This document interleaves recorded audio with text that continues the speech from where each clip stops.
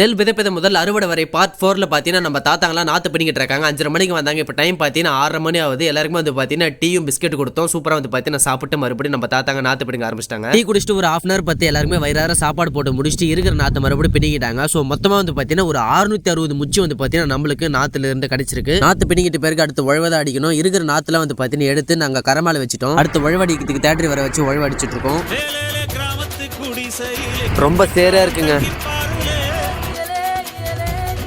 நாத்தாங்கல் பார்த்தீங்கன்னா ரொம்ப சேரா இருக்கா. அந்த தேட்டரி வந்து பார்த்தீங்கன்னா அந்த சேத்துல போட்டு ரொட்டேட் ஆகிட்டே இருக்குங்க. இருக்கிற அங்கங்கே சேர் பார்த்தீங்கன்னா தேட்டரி வச்சு ரொட்டேட் வச்சு அடிச்சாச்சு. அடுத்து வந்து பார்த்தீங்கன்னா பெரம்பு தான் ஓட்டணும். பெரம்பு எப்படி ஓட்டுறாங்க பாருங்க. நம்ம எதுக்கு நம்ம முக்கியமாக பெரம்பு யூஸ் பண்ணுறோம். பெரம்பு இருந்தால் தான் ஈவனாக வந்து பார்த்தீங்கன்னா எல்லாத்துலையுமே ஆக முடியும். பெரம்பு ஓட்டி முடிச்சுட்டு எல்லாருமே நாற்று வளர ஆரம்பிச்சிட்டோம். உயக மத்தானுக்கு போயிட்டு ரிட்டர்ன் வரும்போது பார்த்தீங்கன்னா பெரிய பாம்பு பூச்செடி மேலே ஏறிட்டு இருக்குங்க. இங்கே பாருங்க இவ்வளோ பெரிய பாம்பு. கரெக்டாக ஒரு 10:30 வந்து பார்த்தீங்கன்னா எல்லாருமே வந்துட்டாங்க. நாற்று வந்து பார்த்தீங்கன்னா எடுத்து நட்டுட்டு இருக்காங்க.